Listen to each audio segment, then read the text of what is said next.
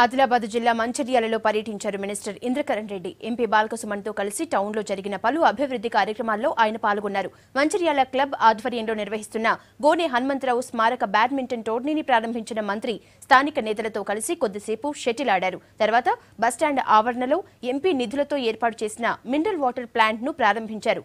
రూపాయికే mineral water అందించడం సంతోషంగా ఉందన్నారు మంత్రి.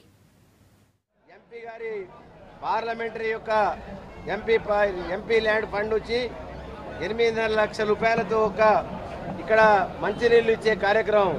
₹1 కాయిన్ పెడితే దాంట్లో మనకు 1 లీటర్ నీళ్ళు వస్తున్నాయి.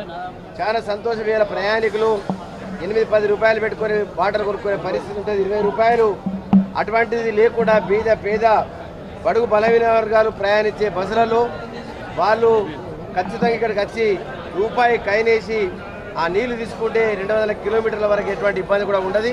ఈ యొక్క మంచి కార్యక్రమం ఏర్పాటు చేసినందుకు మరి బాల్కసుమన్ ఎంపీ గారికి ఉదయపూర్వకంగా కృతజ్ఞతలు. కొన్ని వేల మంది ప్రజలు, అదేవిధంగా ప్రజలతో పాటు ఆర్టీసీ స్టాఫ్ కానీ, కండక్టర్లు, డ్రైవర్లు, మెకానికులు, ఇతర ప్రజలు కూడా బయట ఉన్నటువంటి వారు కూడా వచ్చి అప్పుడప్పుడు తీసుకొని పోవడానికి